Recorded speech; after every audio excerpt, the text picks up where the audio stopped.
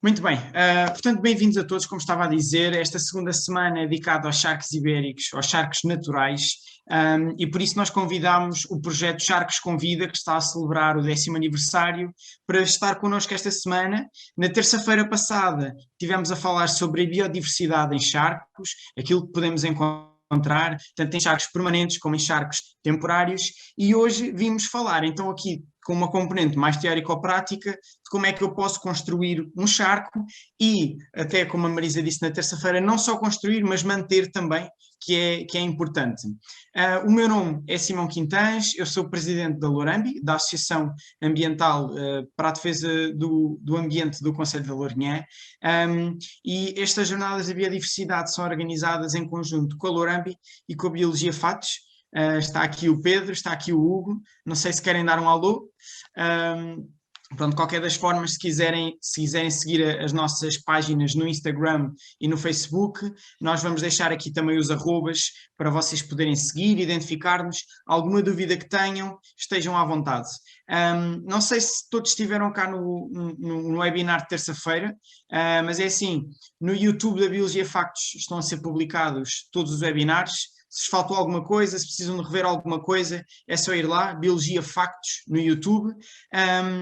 E pronto, para quem já pediu o certificado de participação, não se preocupem, na segunda quinzena de agosto vamos começar a passar esses certificados.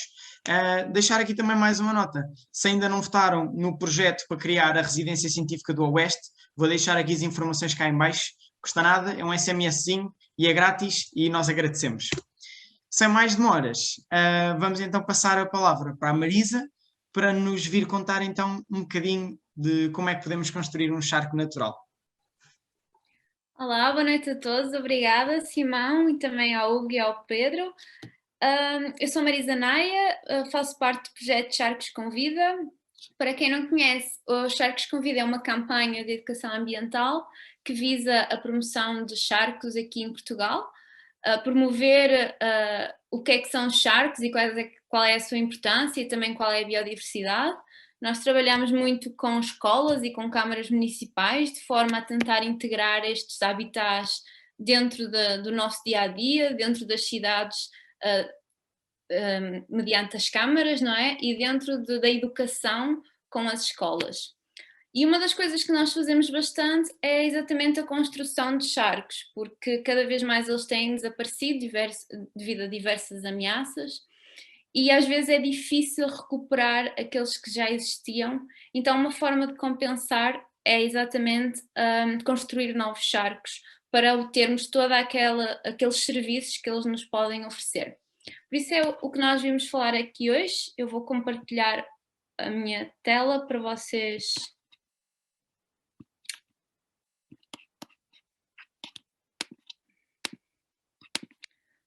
Para vocês acompanharem. Conseguem ver? Sim. Perfeito. Então, vamos exatamente perceber como construir um charco. Então, o porquê? Exatamente por aquilo que eu disse, porque eles dão-nos imensos serviços. Quem esteve na sessão de terça-feira percebeu que eles são importantes a nível paisagístico, a nível de educação, a nível científico e mesmo a nível de mitigar as alterações climáticas para a biodiversidade. Ele cria microclimas nos jardins. Um jardim com um relevado gigante não é tão interessante como um jardim com diferentes sistemas de relevado, prados, uma zona mais florestal, uma zona de massas de água. Quanto maior a diversidade do habitat, maior a biodiversidade de espécies e mais serviços vai providenciar também.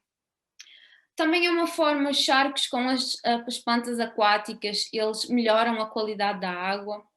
Ao contrário do que muita gente pensa, que são aqueles locais assim, cheios de lodo e mosquitos. Não, às vezes os charcos, se estiverem bem recuperados e se tiverem um bom equilíbrio de plantas aquáticas, eles têm uma ótima qualidade de água e é algo bastante agradável de se apreciar. E também como uma ferramenta de conservação de espécies. Há muitas espécies que dependem diretamente dos charcos para sobreviver e há outras que também vão lá para se alimentar ou para se abrigar, por isso eles também são importantes para um diverso número de espécies.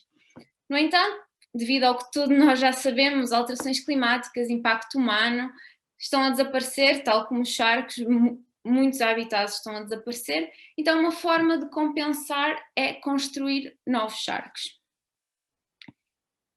Então, eu hoje vou falar destes passos todos, que é o que nós temos de ter em conta ao construir um charco. Vamos tentar fazer isto o mais prático possível. Era muito mais giro se estivéssemos todos num campo realmente a construir um charco e ver isto passo a passo, mas infelizmente, dadas as condições, não é possível, por isso espero que vocês gostem na mesma e que consigam sair daqui com uma base forte teórica para poder implementar se vocês quiserem. E depois no final, se conseguirem, podem também mandar fotos e vídeos para mostrar como é que fizeram o vosso charco, não é? Exatamente, claro, vamos ter todo o gosto em ver. Então, localização, depois o planeamento, escavar, que é o mais difícil, impermeabilização, já vamos perceber porque é que é preciso, e depois o final, que é a colonização do charco. Isto é só para vocês já terem uma ideia de início destes diferentes passos. Isto foi um charco que nós construímos, o Charcos com Vida construiu este ano na Escola Secundária da Maia. Se vocês veem, aqui já está o buraco construído, que até nem fomos nós, a escola responsabilizou-se de construir. Depois teve esta fase que nós já vamos ver a seguir, da compactação do solo, de colocação de cartões para não furar a tela, depois a colocação da tela para impermeabilizar, depois de uma rede de ensombramento para ajudar a fixar as plantas para a colonização, e aqui o charco final, claro que com a água turva, porque a água tinha acabado de ser colocada, e agora por acaso seria engraçado ver por volta de 3 meses depois, que foi mais ou menos há 3 meses atrás que acabamos de construir, como é que estaria, porque a água provavelmente vai estar translúcida, vai ser muito mais interessante. Por isso é estes passos que nós vamos ver todos hoje. Então, escolher o local é muito importante, porque nós já podemos ter uma ideia de quero construir um charco em minha casa, mas até temos um terreno enorme, qual será que é o local mais adequado? Ou tenho um terreno gigante num carvalhal, qual será o sítio mais adequado? Uma ferramenta que eu acho muito útil para quem tem um grande terreno e que queira escolher um sítio para fazer um charco é o Google Earth ou o Google Maps com imagens de satélite, porque aí é possível perceber, por exemplo, onde já há uma certa tendência para umidade ou para retenção de água, que já seria o ideal, não é? Do que um sítio que está sempre seco não é tão bom, é possível, mas se já tivermos um sítio que já fica úmido ou que já tem ali algumas características de ter um charco, poderíamos aproveitar. Por isso é uma ferramenta bastante útil. Outra que temos de ter em conta, e esta é mesmo muito, muito importante, se queremos ter um charco de água permanente, ou seja, de água durante todo o ano, que é a disponibilidade de água. Porque às vezes nós construímos um charco em casa, imaginemos que temos um jardim em casa, construímos um charco, e depois como é que ele se enche? Até podemos encher com a chuva, e até é muito bom que se faça isso, de forma a não desperdiçar água. Mas eventualmente ele vai secar, ou por evaporação, é muito fácil ele secar, principalmente nas zonas mais quentes do país. Por isso, pensar na disponibilidade de água é bastante importante. E depois o habitat envolvente, nós vamos perceber qual é o melhor tipo de habitat, também vamos falar um bocadinho disso. Uma boa exposição solar, um misto de sol-sombra, vários melhor, certo? E diversidade em termos de tudo, por isso é bom que zonas do charco apanhem mais sombra, outras zonas do charco apanhem mais sol, de forma as espécies também terem preferência para onde ficar. E depois ter em conta a cobertura vegetal. Então, as origens que pode ter a água, claro que pode ter muitas origens, não é? O ideal, preferencialmente de forma a evitar o desperdício, é ser água da chuva e encher naturalmente. Mas isto, dependendo do tamanho do charco, pode levar meses a encher, não é? Mas é possível, por exemplo, uma dica é terrenos inclinados. Se tiver uma inclinação de terreno e e aproveitarmos este fundo para construir um charco, a água vai naturalmente escorrer por ali quando chove, por isso vai encher o charco de forma mais rápida. Isto é um bocadinho também a brincar com onde terrenos que ficam alagados com a chuva vão ser terrenos em que um charco vai encher mais facilmente e que vai-se aproveitar mais a água da chuva. Depois temos, claro, as fontes, as minas, nem toda a gente tem essa possibilidade.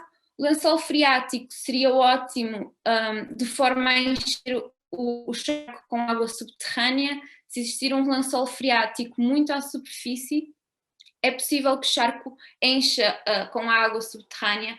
Aí nem precisamos de uma tela de impermeabilização. Porque é que ela é precisa? Porque o charco não vai só perder água pela evaporação devido ao calor e ao sol. Ele vai também perder água que se vai infiltrando no solo, naturalmente. Por isso, se tiver um lençol freático à superfície, essa água não vai ficar perdida e se for o caso de vocês quiserem construir um charco e tenham realmente um lençol freático à superfície, é bom de se aproveitar. E também mangueira, que é o usual, ou seja, em vossa casa, se vocês têm um jardim e vão querer um charco durante todo o ano que ele esteja com água, têm de ter forma de alimentar, porque a chuva não vai ser suficiente para fazer isso. Por isso, tenham sempre em atenção onde é que tenho a mangueira, onde é que a mangueira está, como é que eu posso levar água, porque digo-vos também não é prático andar com garrafões de 5 litros a tentar encher um charco. Por isso tenham sempre atenção à distância de uma fonte de água. Outra forma que se pode aproveitar é a chuva que cai dos telhados. Tal como aproveitar os terrenos inclinados e construir no fundo, porque é onde a água vai ficar retida, também direcionar a água que cai dos telhados pelas calheiras dos telhados e redirecionar logo para o charco. Isso é uma boa forma de aproveitar a água da chuva se vocês quiserem construir um charco perto de casa. Pronto, já falei dos que são alimentados pelas águas subterrâneas, mas também se vocês tiverem um terreno com um ribeiro perto, podem aproveitar para utilizar essa água, dependendo das espécies que existem também. Como se vocês estiverem aqui na terça-feira, não convém que um charco tenha peixes, por isso ao redirecionar de um ribeiro ter atenção a esse tipo de espécies e mesmo espécies invasoras é mais fácil entrar com este tipo de conexão com outras massas de água, mas é possível. E agora o habitat envolvente.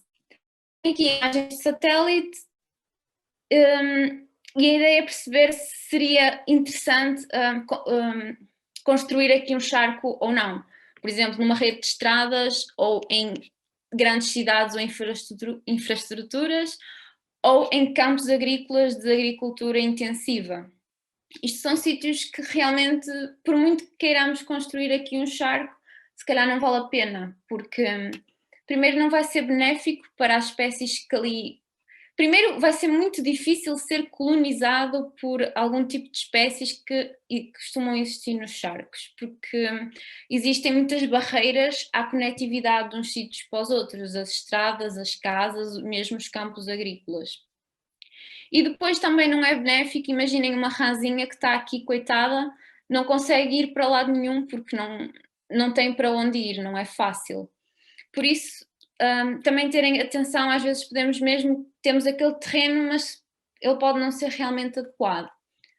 Por isso o ideal seria um sítio em que exista já algum coberto vegetal, alguma naturalização do habitat, um jardim, por exemplo. Não precisa até ser um jardim exageradamente grande, mas que tenha espaço para o charco ser colonizado de forma até natural e das espécies estarem confortáveis lá. Idealmente, que consigam chegar a outros sítios.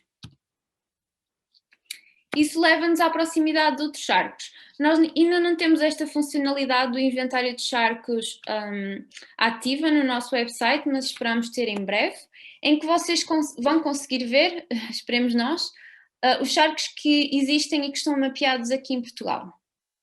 E se por acaso vêm, até aqui têm 2 charcos e eu vivo aqui, se calhar era até interessante fazer um charco aqui, porque as espécies que existem já nestes vão facilmente chegar ao meu charco. Por isso é interessante mesmo de uma perspectiva mais biológica e de genética populacional, é interessante porque existe conectividade entre as diferentes populações. Isto é importante para também a conservação das espécies. Por isso é o que eu estava a dizer, são estes corredores ecológicos. Ou seja, nós olhando para esta primeira figura, temos aqui, a azul são os habitats aquáticos, aqui os charcos, não é? E um rio. A verde são as áreas naturais, que têm prados ou árvores, e a cinzento áreas urbanas. E temos aqui, atracejado a este sombreado, a zona em que uma espécie, por exemplo, imaginemos que é uma rã. Uma rã pode existir e pode dispersar. Ou seja, esta rã até existe aqui neste charcozito, porque ela pode se dispersar para aqui, e pode andar em todos estes sítios. Por isso estes triângulos são sítios estratégicos para a construção de novos charcos, porque são sítios em que essa espécie poderá colonizar. E construindo novos charcos, que são estes azuis clarinhos, vamos criar aqui uma rede de corredores em que as espécies podem saltar de uns para os outros, e lá está, isto é benéfico porque aumenta a diversidade genética das populações. E ter em consideração também a história do local. Seria, se fosse possível, idealmente, construir um charco num sítio onde já existia um charco e por alguma razão, ou por causa de uma seca natural ou por atividades humanas, esse charco se extinguiu. Isto porque é muito mais fácil para as espécies colonizarem habitats que já existiram anteriormente. Por exemplo, até sementes que aguentam bastante sementes de plantas aquáticas que aguentem bastante tempo a seca, se voltar a colocar água, elas até podem novamente germinar. Por isso, se for possível criar um charco num sítio onde já existiu um charco, vai favorecer a colonização. E ter em consideração as espécies que lá existem. Por exemplo, se temos a oportunidade de construir um charco numa área em que sabemos que existe uma espécie rara ou ameaçada, nós até estamos de forma direta a contribuir para a conservação daquela espécie, porque vamos estar a providenciar aquele habitat. Por exemplo, aqui são algumas espécies que estão bastante ligadas aos charcos, aqui em Portugal, e que estão ameaçadas. E se construirmos charcos perto de onde sabemos que elas existem, estamos a criar um novo habitat para elas. Por exemplo, o salpo de unha negra existe ali na reserva de Mindelo, em Vila do Conde. E não existem assim tantos charcos quanto isso lá, existem até bastantes, mas têm-se perdido muitos. Se construirmos lá um charco, a população tem mais um sítio onde se possa reproduzir. Então é sempre benéfico termos em atenção as populações que já lá existem, as espécies que já lá existem. Pronto, e agora a exposição solar. É bom ter sempre um equilíbrio. Não ter um charco, não construir um charco que vai estar sempre à sombra, porque há muitas espécies, por exemplo, répteis até precisam de sol, e mesmo outras espécies gostam de ter alguma exposição solar e para as plantas também é bastante importante. Nenhum que fique sempre ao sol direto. E também, porque isso também é uma forma de nós vamos estar a construir um charco e se for para deixar estar lá naturalmente e para ele se desenrascar por ele próprio, tudo bem. Mas se queremos que ele garantir que ele esteja sempre com água, é uma forma também de diminuir a evaporação da água. Por isso é sempre bom ter. E aqui existem sítios, mas isso é um bocado, acho que senso comum, em que não se pode estar a construir um charco, ou pelo menos pegar numa pá e cavar em sítios em que, por exemplo, estejam relíquias arqueológicas, não é? Sítios que nós também temos de ter autorização, a maior parte dos terrenos aqui em Portugal são privados, por isso ou o terreno é nosso e nós podemos realmente construir um charco ou é preciso obter autorizações. sítios em que poderemos estar na época de reprodução das espécies a construir, se calhar não é o ideal nessa época do ano, temos de ter este tipo de atenções.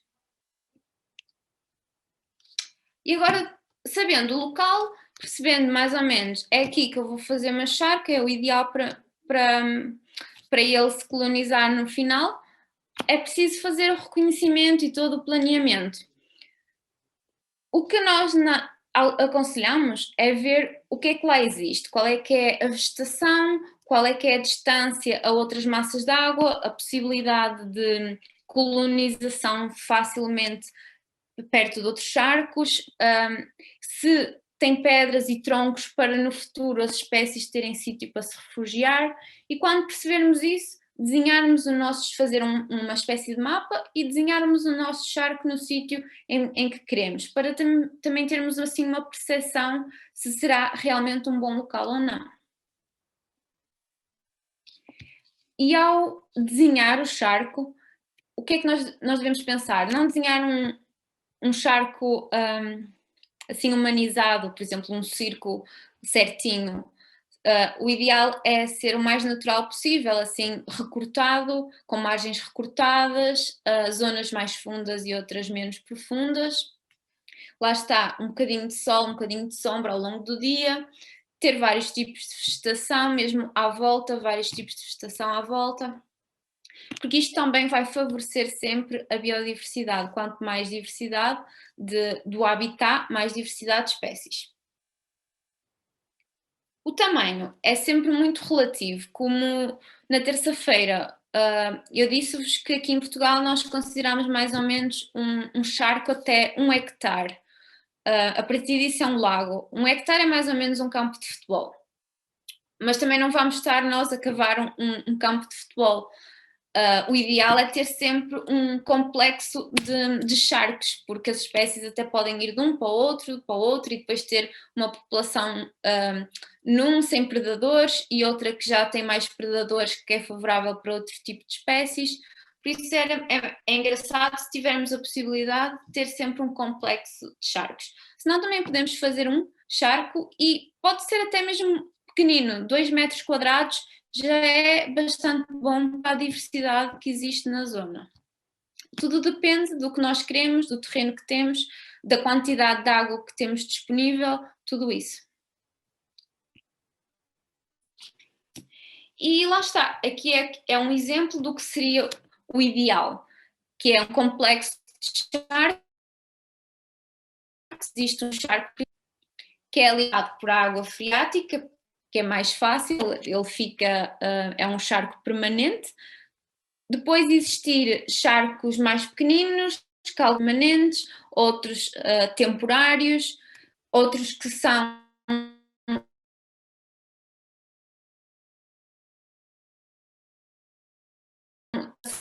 nós vamos construir um charco e é difícil planear este tipo de coisas, mas isto seria o ideal para acontecer para promover a diversidade de espécies. E isto aqui é um ponto muito importante, que são os declives. Ao construir um charco, e falo por experiência, é melhor, eu coloquei este slide dos declives antes da parte da escavação, porque é realmente um ponto tão importante que tem de estar no planeamento, que é os declives muito, muito pouco acentuados. Tem de ser muito suave. Isto porque nós não queremos uma armadilha para espécies, ok? Nós não queremos um poço em que uma salamandra vai ao charco e depois não consiga sair. Por isso o declive tem de ser muito, muito suave, colonizar de forma fácil, existir aquela zona de margem em que pode ficar cheia de água no inverno ou pode secar um pouco no verão, e que também uma espécie consiga facilmente sair do charco sem ter de estar quase a escalar uma montanha. Por isso isto é realmente muito importante. E outra razão é porque as zonas de charcos com maior diversidade são aquelas mais baixinhas, menos profundas. Por isso, se nós fizermos declives suaves, até podemos ter uma zona profunda no centro do charco e fazemos bem em ter várias profundidades. Mas com as margens, declives suaves, vai ter uma zona de margens maiores e que quando chove muito vai inundar e vai criar diferentes tipos de habitat. Enquanto se nós tivermos declives bastante íngremes, quando chover muito simplesmente vai aumentar e vai quase que transbordar para fora, se tivermos uma telação. Por isso, como eu disse, o ideal é diferentes profundidades, zonas mais profundas, zonas menos profundas, exatamente para promover todo o tipo de biodiversidade. E criar a simetria, isto não só para promover a biodiversidade, mas também de uma forma estética é mais bonito, é mais natural criar um charco irregular em que temos zonas com um tipo de plantas e outras zonas com outro tipo de plantas. Vai ficar muito mais natural e muito mais bonito do que um lago redondo, completamente redondo, circular, que nota-se que não será tão natural. E debaixo d'água, tanto debaixo como à volta, criar sempre refúgios, porque as espécies vão lá depositar os ovos, se forem anfíbios durante o verão, vão estivar, vão se esconder debaixo das pedras e dos troncos, por isso é importante, ou sempre na época do planeamento, observar o que é que existe à volta. Temos troncos caídos, se calhar isto é giro para pôr perto do charco, para uma salamandra que saia do charco e que se queira abrigar, poder ir para debaixo do tronco e ter várias pedras também para os animais se refugiarem. Vegetação é importante, e se realmente o charco for grande, criar zonas de ilhas no centro do charco também pode ser interessante. E também isto é relevante dependendo do sítio onde se quer construir o charco, que é a quantidade de vento ou não. Porque o vento nunca é agradável nem para nós, nem para quase nenhuma espécie. Por isso, orientar o charco de forma a diminuir o efeito das ondas e a diminuir o vento. E de preferência, se o vento realmente for um problema na zona em que queremos construir o charco, terem atenção à presença de arbustos e construir o charco, por exemplo, atrás de um arbusto, de forma a ele também ficar mais refugiado. E isto tem a ver com as margens. Nós as margens, se fizermos margens irregulares e margens com baías e diferentes reentrâncias, vai reduzir a erosão das margens, porque se nós tivermos bastante vento e se nós se tivermos quase uma margem circular, ela vai erodindo muito mais facilmente pelo efeito de ondulação, principalmente se o charco for grande. E vai retirando sedimentos à volta do charco e transportando para o fundo do charco. E uma coisa que nós não queremos muito é ter muito sedimento orgânico dentro do charco, porque pode diminuir bastante a qualidade da água. Por isso aqui foi o que eu disse há bocado, uma forma para diminuir o efeito do vento é ter árvores ou arbustos na direção que vem o vento. Agora, movendo para a escavação. O que é que nós devemos ter em consideração? Quando escavar, como a forma, lá está, do planeamento anterior, como é que vai ser o desenho para começar a escavar, aproveitar sempre o que está à volta e realmente depois proceder à escavação. Aqui na época da chuva para encher o charco, se calhar o ideal é construí-lo antes do inverno, de forma a ele poder encher naturalmente durante o inverno. E momentos em que não se deve criar um charco é, por exemplo, durante a época de produção, que é na primavera, pode haver espécies de anfíbios à nossa volta e nós também estamos ali a perturbar um bocado a época de reprodução. por isso não é o ideal escavar nessa altura. E se quisermos realmente aproveitar a água da chuva, antes das chuvas do inverno, para encher o charco. Se nós quisermos realmente construir um charco muito grande, tem de ser com uma máquina, não é? Mas o ideal, por exemplo, aquele que vos mostrei logo no início da escola secundária da Maia, ele foi cavado com uma máquina, mas depois tivemos de cavar de suavizar o charco manualmente, porque o que a máquina faz, ela vai enterrar e vai retirar terra e vai ficar exatamente com aquilo que nós não queremos, que são margens retas, e isso é o mesmo, o não fazer na construção de um charco. Por isso, terem atenção, se vocês querem cavar um charco com uma máquina, terem atenção a como é que vão ficar as margens para não ficarem realmente quase na vertical. Por isso, se vocês quiserem um charco mais pequenino, e faz-se bem, a escavação manual, que até com várias pessoas a ajudar, para ficarem exatamente com as margens com declive bastante suave. Criar patamares de graus é importante para haver uma colonização das plantas. Por exemplo, nós temos a margem à volta do charco. Se nós criarmos um degrau logo a seguir em baixo, antes da parte mais profunda do charco, vai ajudar as plantas a fixarem-se ali, em vez de termos assim um declive, que não é o ideal para uma planta. Imaginemos um lírio se fixar, porque vai ter um declive.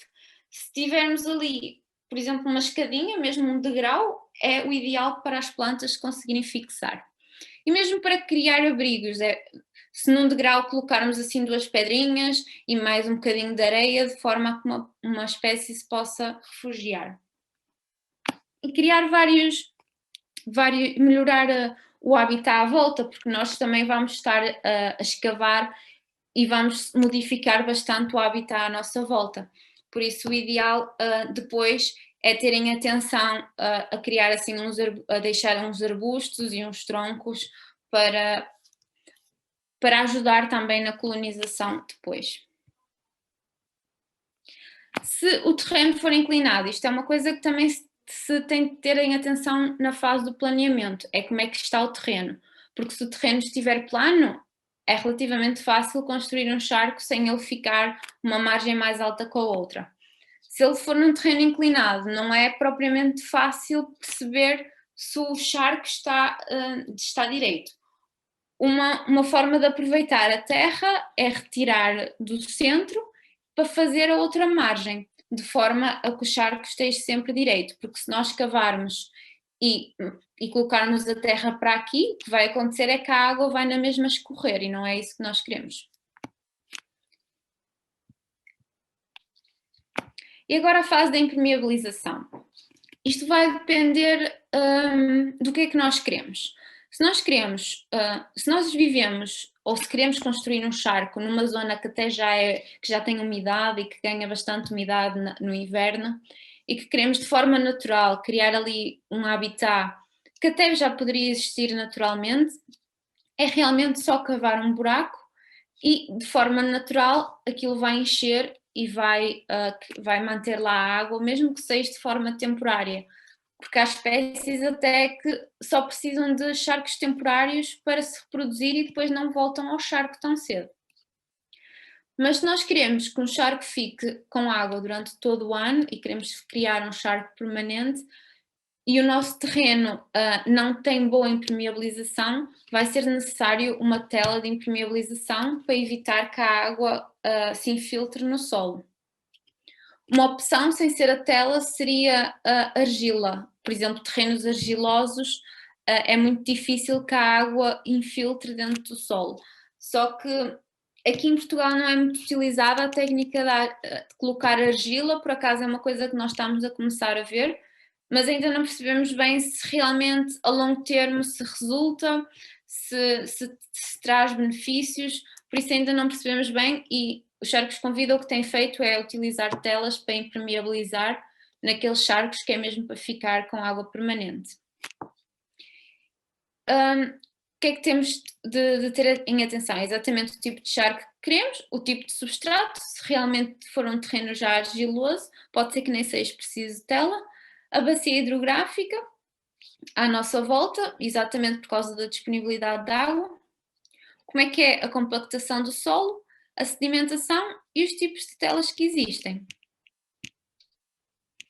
Então, na compactação, esta fase é importante. Tendo o charco cavado, nós já temos o buraco exatamente como queremos, com as irregularidades que queremos. Estão a ver aqui, este é exatamente aqui à volta o patamar que estava a falar há bocado. Ou seja, o charco vai encher até cá em cima, mas vai ter aqui um patamar para ajudar na fixação das plantas. Depois de cavar o buraco e de criar estes patamares e os diferentes abrigos, é preciso retirar todas aquelas pedrinhas que podem eventualmente rasgar a tela. Porque se nós tivermos um terreno, até cavamos, mas está cheio de pedrinhas, ele é possível que rompa a tela e que vai diminuir a eficácia da impermeabilização. Então é preciso retirar todas as pedrinhas depois de cavar e compactar o solo, para ele ficar bastante compacto para conseguirmos colocar bastante bem a tela. Antes de colocar a tela de impermeabilização, nós colocamos uma proteção. Neste caso, por exemplo, são cartões, aquele cartão das encomendas, cartão mesmo. Por exemplo, pode-se usar alcatifas ou mantas ou jornais. Jornais não é tão eficaz, mas também serve. De forma a evitar, imaginemos que até ficam algumas pedras ou alguma coisa pontiaguda, para evitar exatamente que a tela rompa. Depois é a escolha da tela. Existem vários materiais. Tudo depende do quanto queremos gastar, da durabilidade que nós queremos e se nós queremos do impacto que nós queremos que aquilo tenha. Se queremos impacto zero, então o ideal é ver opções de argila, que será o mais natural possível. Se o impacto não é um problema e se não queremos gastar muito dinheiro, temos telas baratas, mas elas são pouco resistentes. E se calhar estar a cavar um buraco e ter um trabalhão gigante para romper dali a um ano não será o ideal. Depois temos opções que já são estas duas centrais que são o ideal e que são as que costumamos usar. As PVC, que são as mais conhecidas, que à partida não têm desvantagem e que não são propriamente caras. E depois temos estas aqui, mas que são um bocadinho mais caras, mas são muito mais resistentes. E o que nós também temos usado são telas de publicidade usada. Por exemplo, aquelas telas agora das campanhas eleitorais, por exemplo, que daqui a um ano estão no lixo, não é? Podem servir exatamente para construir um charco, servir de tela de impermeabilização. Mas lá está, elas têm tinta e têm químicos e estamos a colocar debaixo de terra, ainda não sabemos o tipo de impacto que elas podem ter a longo termo. E depois é cobrir. Podemos cobrir cobrir um pouco com a terra, cobrir com as pedras, de forma a criar abrigos. Nós colocamos estas redes de ensombreamento, aquelas que se usam para cobrir as plantas quando está muito sol, porque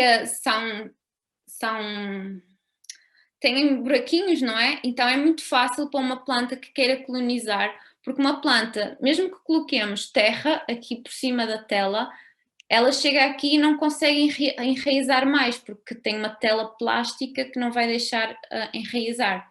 Então ter esta rede de ensombreamento, ela vai permitir que mais a terra que consiga criar raízes e que se fixe bastante bem no charco. Outra opção, em vez destas redes, são aqueles sacos de serrapilheira, que será usado muito nas batatas, também é uma possibilidade. Por isso isto é de se encher com água.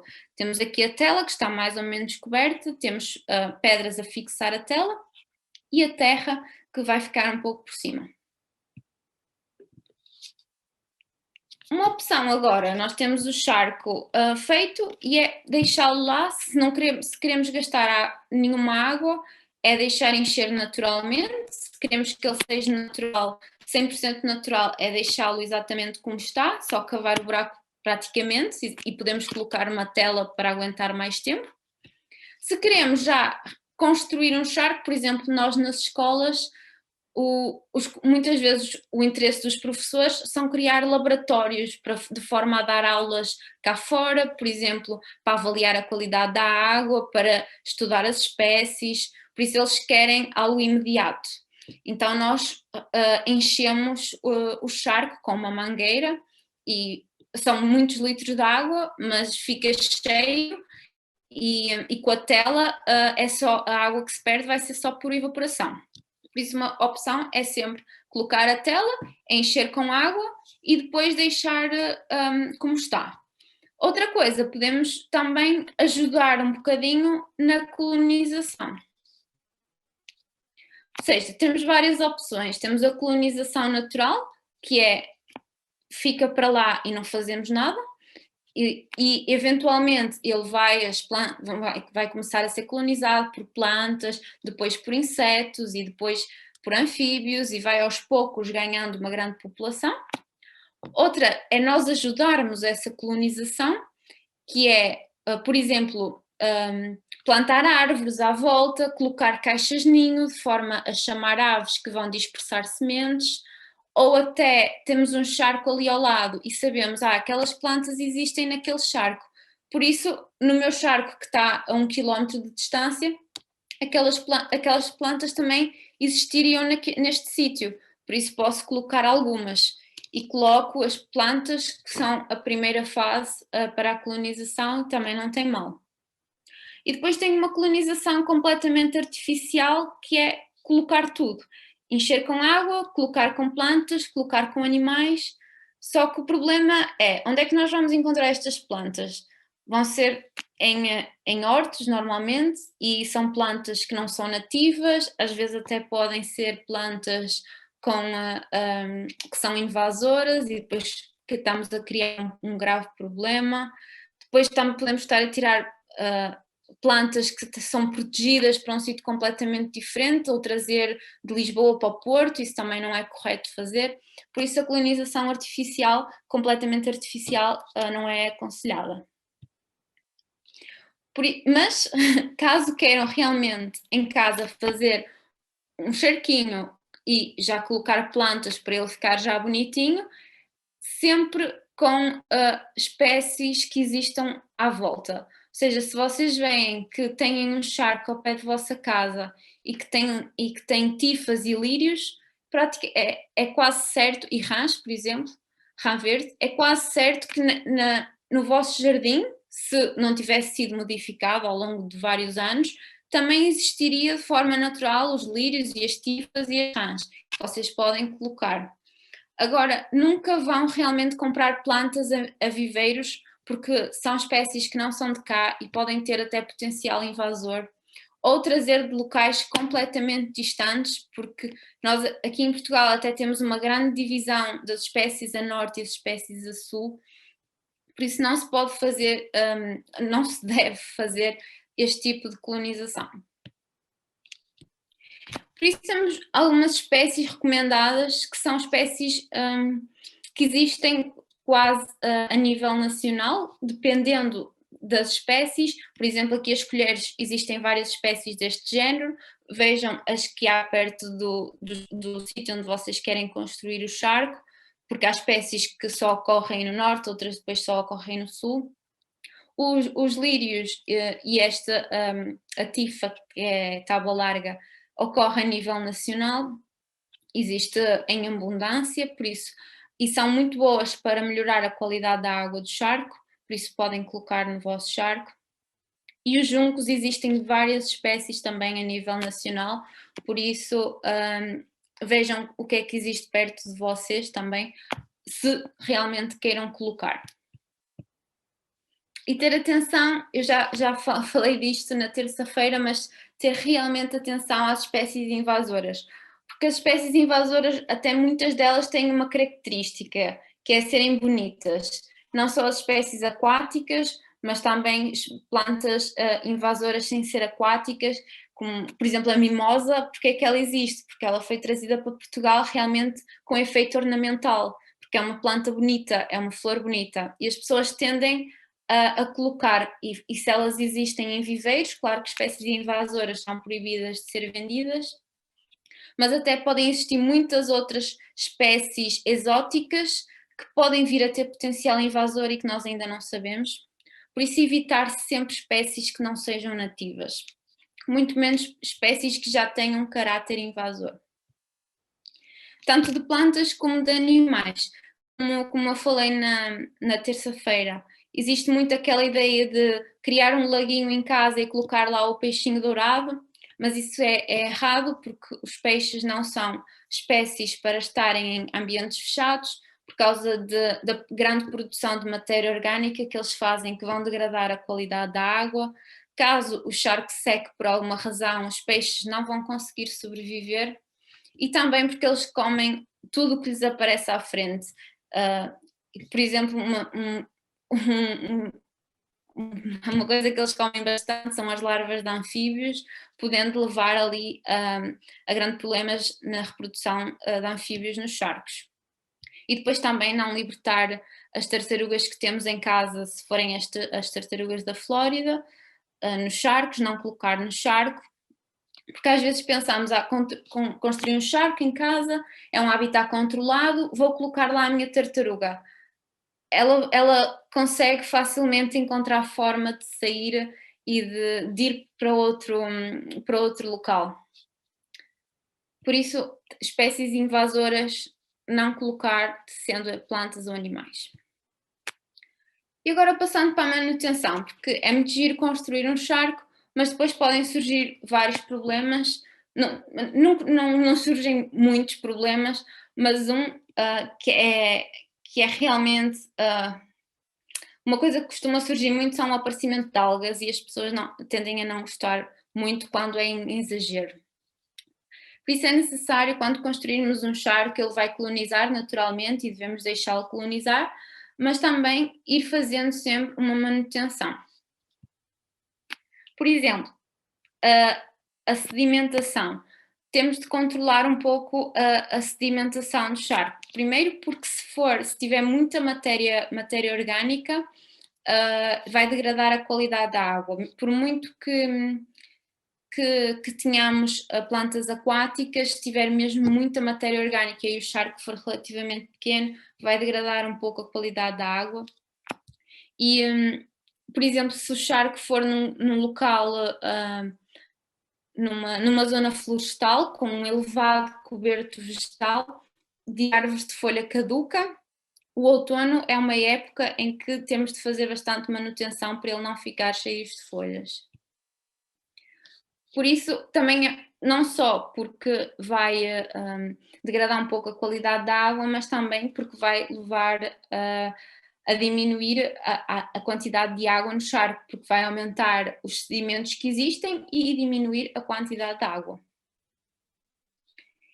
E lá está, existem vários tipos de habitat envolvente e que devemos controlar para ser o mais diverso possível.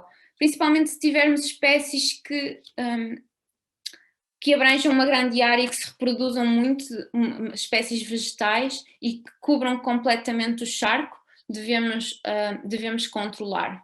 Por exemplo, outra que não é uma espécie invasora, mas que se reproduz bastante nas condições ideais, é aquela lentilha d'água, que são umas plantas que parecem umas folhinhas muito pequeninas, que até se vê bastante em tanques, e que cobre completamente se tiver bastante sol e nutrientes na água. E isso não é o ideal, porque depois não deixa passar a radiação solar até ao fundo do charco, por isso também é preciso ir controlando um pouco a vegetação. Por isso, retirar a vegetação excessiva é importante. Importante não usar produtos químicos. Existe muita publicidade por causa uma diversidade gigante de espécies que dependem completamente de água, que são espécies aquáticas. Também as larvas de anfíbio precisam de água para sobreviver, por isso ter sempre atenção àquela história no planeamento de a fonte de água mais próxima, quando construir um charco, terem atenção onde vamos buscar água, para exatamente manter um nível mínimo de água. Nós também, este ano, construímos um documento sobre a construção de charcos para a vida selvagem, que é um PDF, com várias dicas e estes passos todos, mas com mais texto pormenorizado, em que, se vocês quiserem, se tiverem interesse em construir um charco e queiram ver estes passinhos todos certinhos, podem nos enviar um e-mail e nós enviamos o PDF. Nós também vamos ter isto disponível no website quando ele estiver mais direitinho, mas até lá podem nos enviar um e-mail. Pronto, obrigada a todos.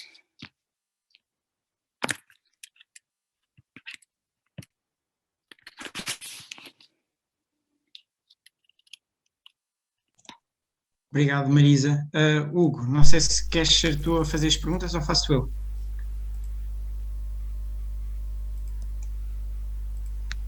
Bem, eu vou avançar então, fazer aqui as perguntas. Temos aqui algumas.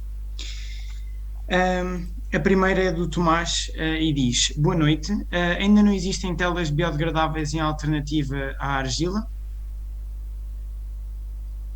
Telas biodegradáveis, acredito que sim, porque existem vários materiais biodegradáveis. Nós não estamos a explorar isso porque vai ter uma durabilidade, não sei de quanto tempo, depende do material, mas vai perder o efeito, ou seja, a partir de um momento aquilo vai degradar e toda a água vai começar a infiltrar e vamos perder o nosso charco. Claro. Ok. O Francisco, olha, eu não sei se também tens aí o bate-papo aberto, isto é muito texto e às vezes, se quiseres também ler enquanto eu digo. O Francisco diz assim: como devemos proceder se tivermos conhecimento sobre libertação de espécies exóticas em habitats naturais? Pergunto isto no seguimento de um post no Instagram da Câmara Municipal de Vila Nova de Paiares com a seguinte descrição: os alunos do Centro Escolar de São Miguel realizaram uma ação de sensibilização ambiental na qual lançaram, de forma simbólica, alguns peixes na charca da Venda Nova, com o objetivo de alertar e consciencializar os mais jovens para a necessidade da adoção de boas práticas ambientais. Esta ação contou com o apoio da Câmara Municipal de Vila Nova de Paiares, Junta de Freguesia de São Miguel de Paiares e Clube de Pesca de Vila Nova de Paiares. Note-se que os peixes a serem libertados de forma simbólica eram peixes dourados, espécie exótica em Portugal. Como é que se alerta e consciencializa os mais jovens para a necessidade de boas práticas com crimes ambientais? Ok.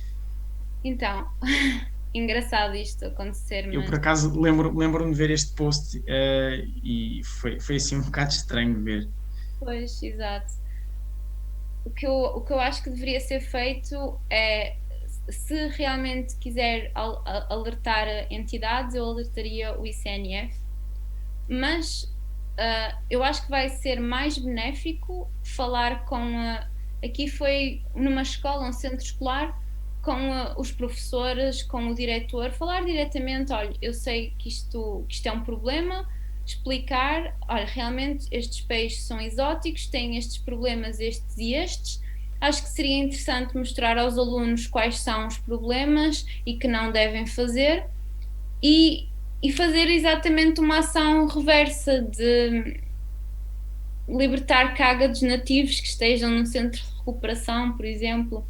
Ou seja, falar diretamente com o centro escolar e com a Câmara Municipal e tentar perceber que aquilo é errado e o que é que se pode fazer de forma a se sensibilizar ambientalmente, de nos mostrar que isto é uma má prática e, em vez disso, vocês podem fazer aquilo. Acho que funciona melhor do que alertar uma grande entidade que vai dizer não queremos saber. Sim, até porque na maioria das vezes eles não fazem por mal, não é? São pessoas que simplesmente, de certa forma, são ignorantes, e também, se tratarmos de uma forma demasiado agressiva, eles até acabam por: ok, não quero saber mais do ambiente porque não sei fazer, não é? Também temos de ter aqui algo pedagógicos com a situação. Qual a melhor forma e mais ecológica de retirar espécies invasoras, por exemplo, a cana? Porque isto foi o que perguntei, porque eu sei que não é de um dia para o outro, nem é de um ano para o outro. E qual é que é a melhor forma?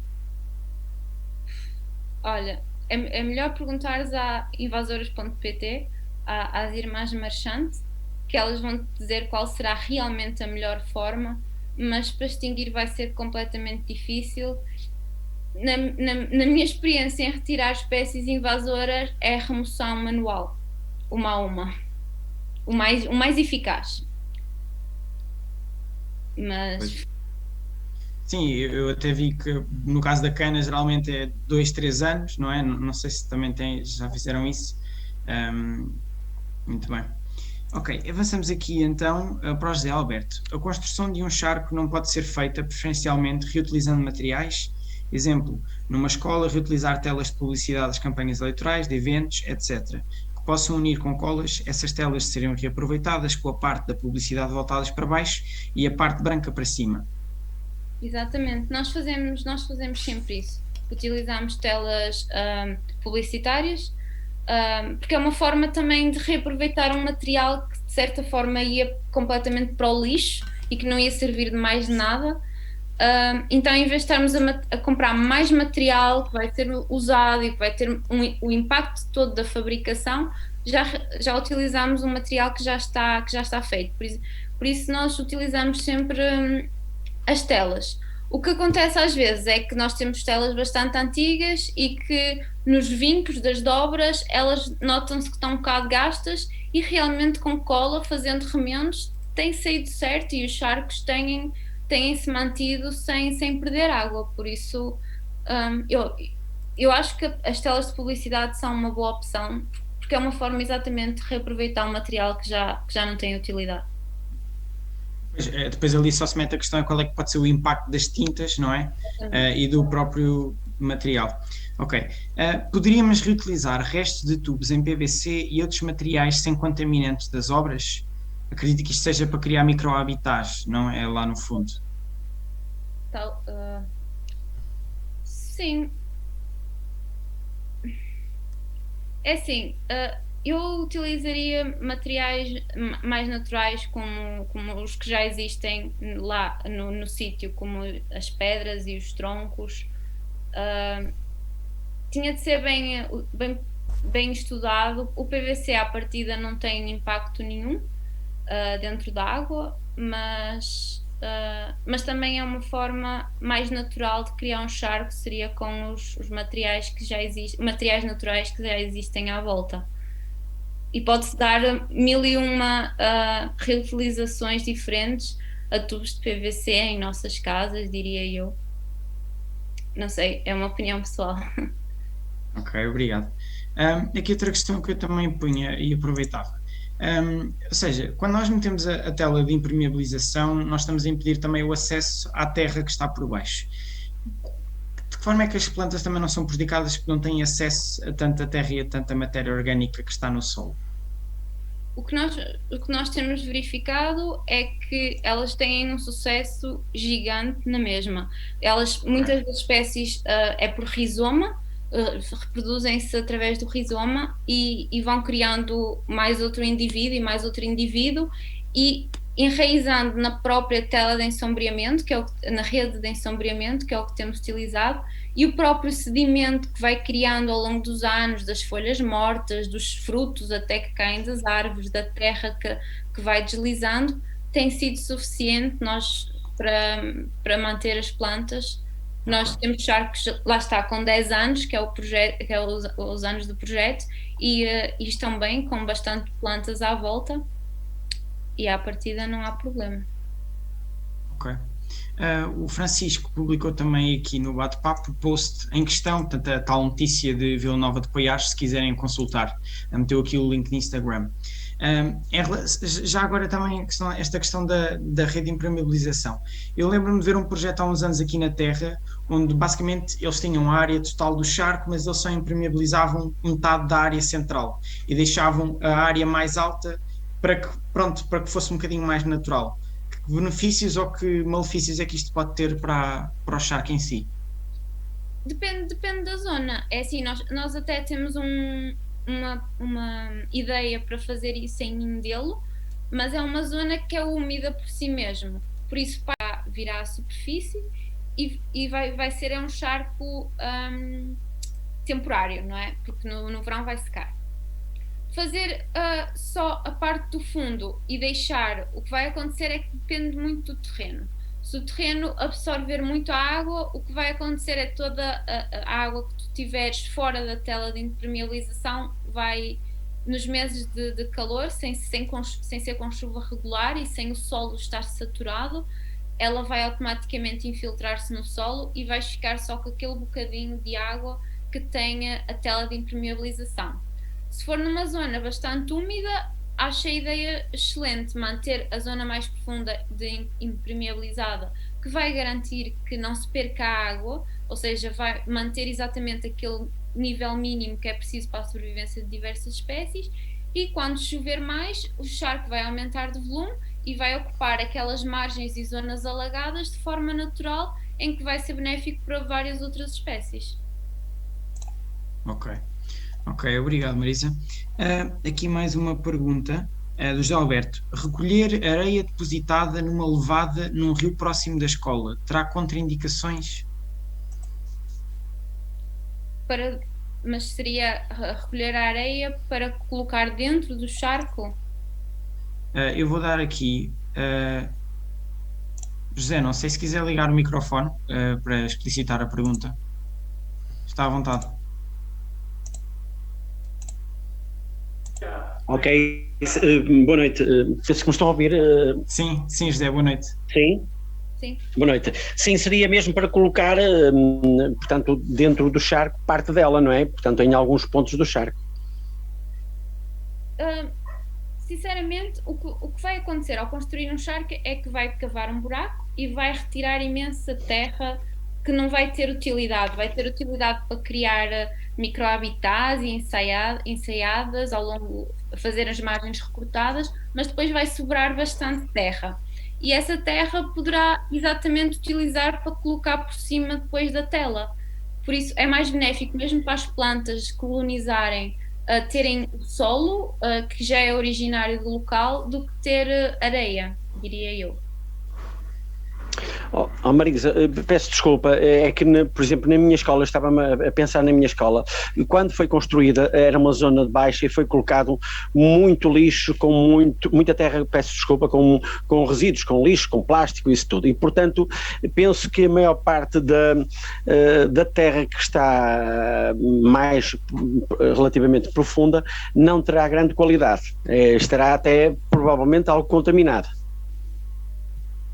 Olha, posso dar um exemplo aqui Por isso é que eu estou a dizer que se calhar a terra que se retira não será muito adequada colocar no mesmo local. Mas, por exemplo, à volta tem plantas, se à volta já tiver prados e tiver árvores e já tiver plantas que se deem bem, eu acho que não tem porque não uma planta aquática também não aguentar.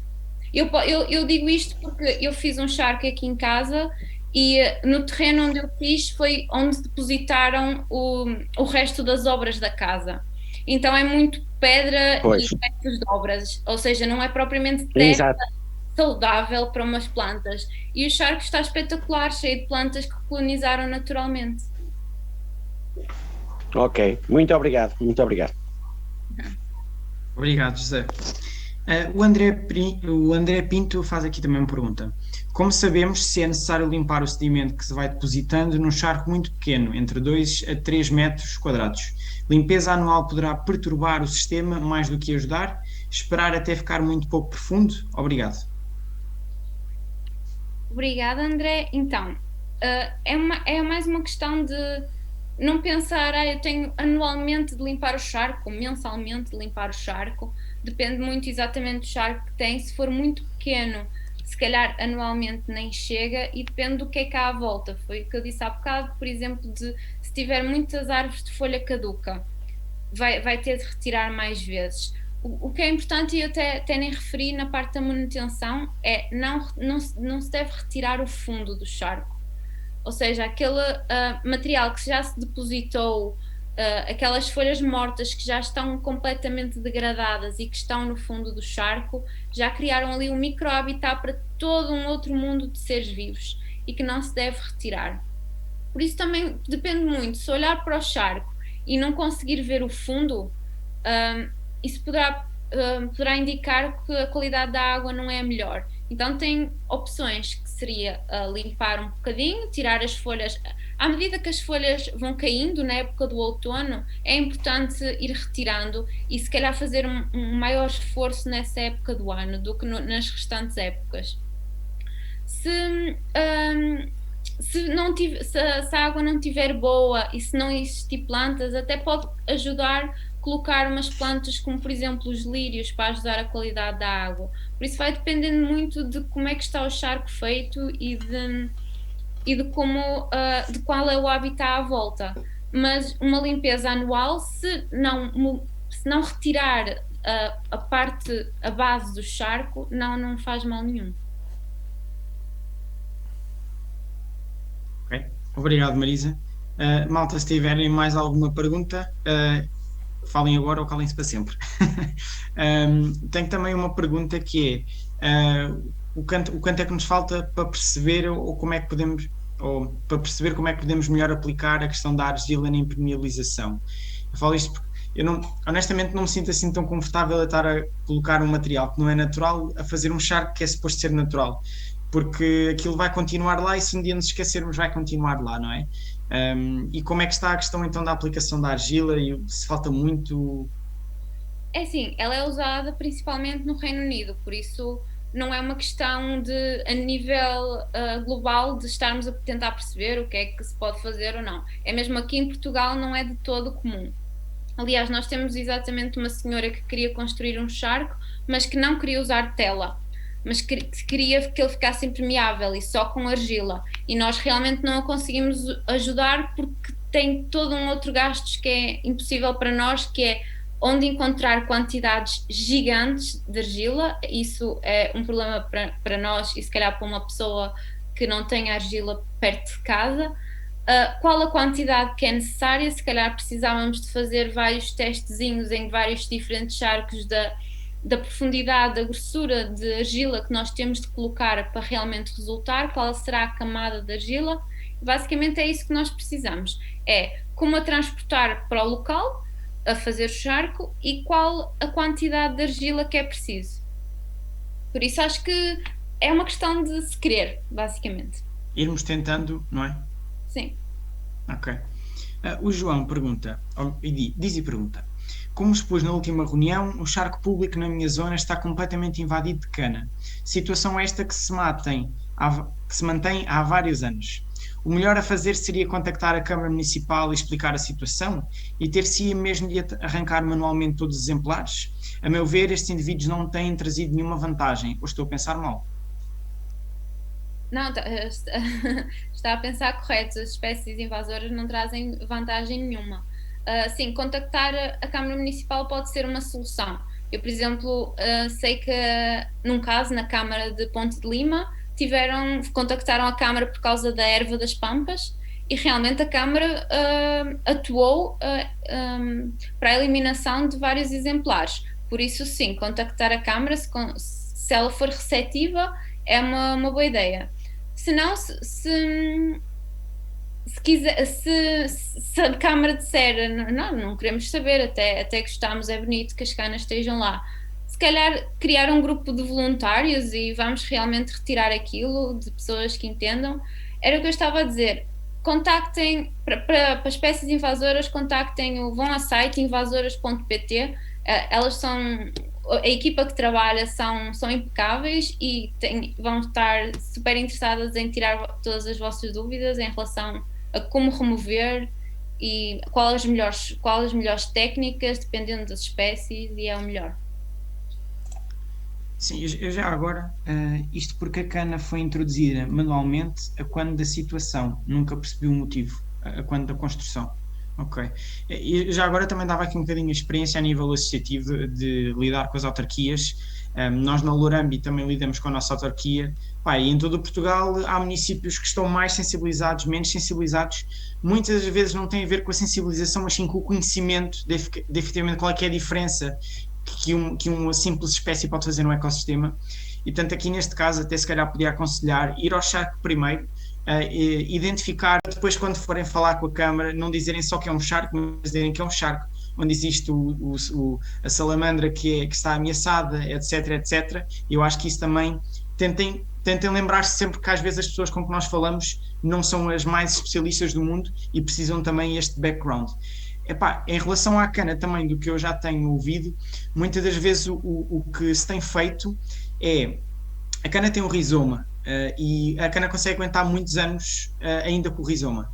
E das duas uma, ou se arranca diretamente do rizoma para que ela não possa rebentar outra vez, vegetativamente, ou então há a possibilidade, só que demora muito tempo e às vezes não dá resultado, que é partir a cana quando ela está a crescer, para que ela tenha que utilizar as reservas nutritivas do rizoma para voltar a crescer.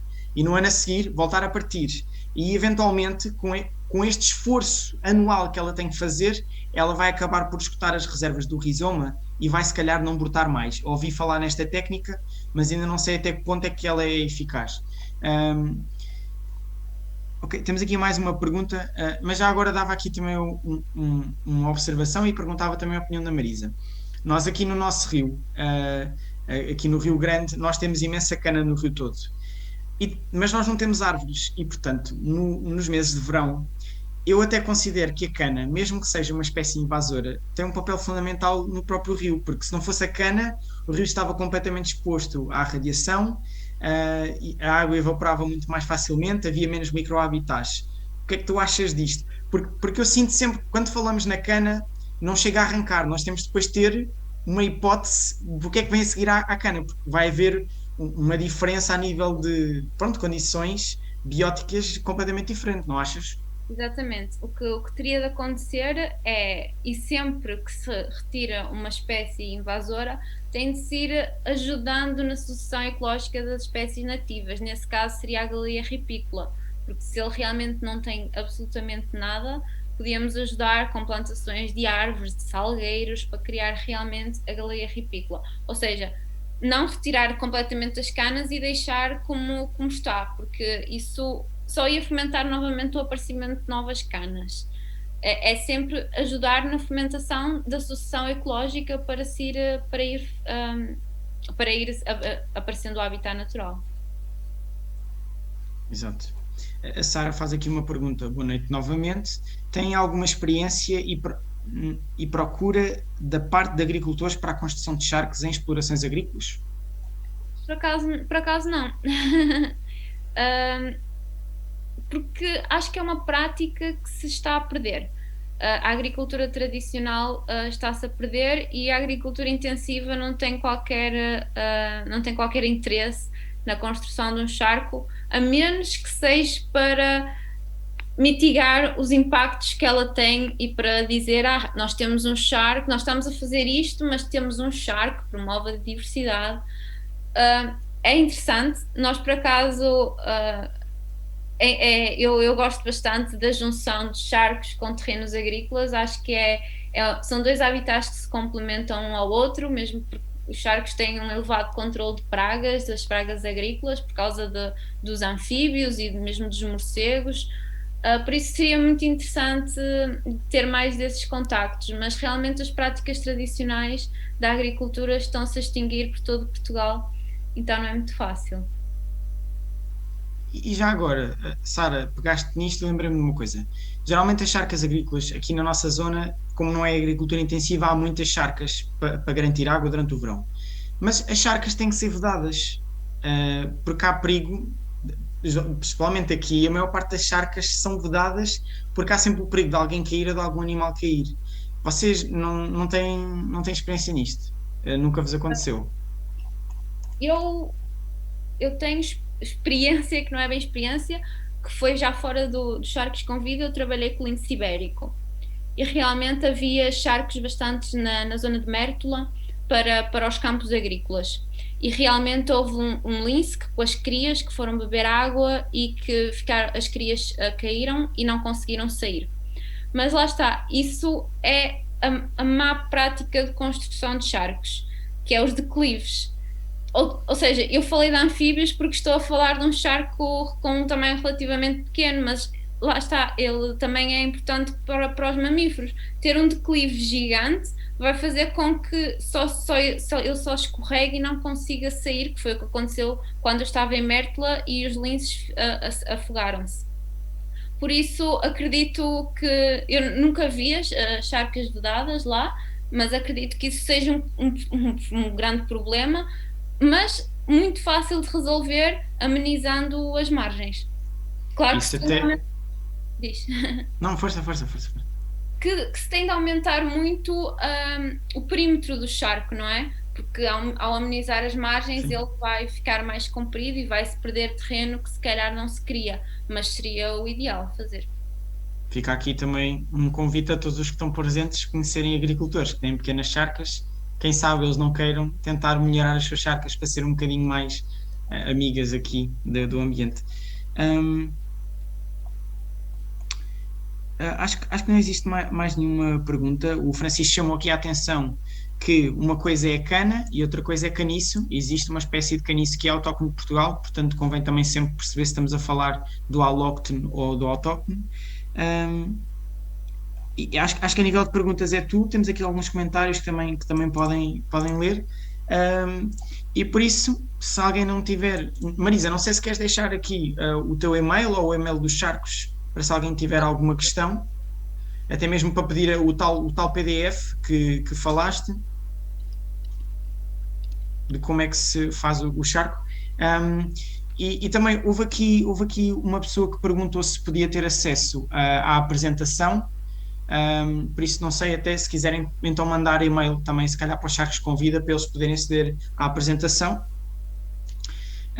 Pronto, Marisa, não sei se tens mais algum comentário. Obrigado por ter estado aqui esta semaninha connosco. Da parte da Lourambi e da parte da Biologia Factos foi fantástico. Acho que até, não sei se já tinham feito muitos webinars sobre isto, mas acho que acaba por ser um tema muito pertinente para o que vivemos atualmente e, portanto, da nossa parte da organização, obrigado a vocês por terem essa disponibilidade e obrigado a todos os que estão no Zoom e no Facebook a acompanhar-nos. Pronto, obrigado então, malta. Vemo-nos para a semana. Nós vamos lançar agora o cartaz. Para a semana vamos falar sobre a floresta portuguesa. Vamos ter o Manuel Malva e o Alberto Marques na terça-feira. Eles estiveram pelo país todo com um projeto de fotoarmadilhagem à procura do gato bravo.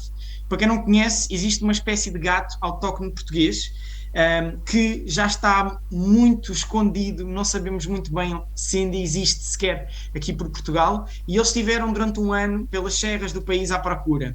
Não conseguiram encontrá-lo na maioria das vezes, mas observaram imensa biodiversidade que vamos conhecer na terça-feira e vamos perceber também aqui algumas técnicas de fotoarmadilhagem. Será que encontraram um gato bravo? Será que não encontraram um gato bravo? Vão ter que vir cá terça-feira para descobrir. Quinta-feira vamos também ter aqui a plataforma florestas.pt, que vem trazer também a Daniela Teixeira, se não me engano, que vai falar sobre as comunidades de mamíferos em florestas de produção. Ou seja, o que é que nós conseguimos encontrar em eucaliptais, em pinhais e em outras monoculturas de produção. É um tema também muito interessante, tendo em conta que está cada vez mais na baila e, portanto, contamos com a vossa presença e com a vossa partilha nas redes sociais, está bem? Uma boa noite a todos e encontramos para a semana. Divirtam-se no fim de semana. Aproveitem um bom tempo. Aqui, eu disse para a malta do sul e do centro. Não sei se no norte está bom tempo ou não, mas... Aqui está frio no norte. Então, olha, venham passear aqui à Lourinhã. Aproveitem alguma coisa à pita. Portanto, no norte, Paredes não tem estado bom. Ainda hoje chuviscou. Pois... Na semana passada estive, por sorte, portanto, com a família, em Vieira de Leiria e esteve bem melhor. Ok, é verdade. Tudo bom, obrigado, portanto, obrigado a todos, a obrigado à Marisa, obrigado Simão, tem sido excelente estes webinars, muito obrigado. Obrigado pelo feedback, José. E já sabem, quem ainda não votou no nosso projeto, não há mais razões para não votarem, ok? A biodiversidade precisa de uma residência científica. E portanto, alguma dúvida, vão às redes sociais da Lourambi, que nós temos lá tudo, e vão lá, metam os vossos filhos, os vossos irmãos, os vossos colegas todos a votar. Toda a gente pode votar e é grátis. Até para a semana, malta. Até para a semana, obrigado.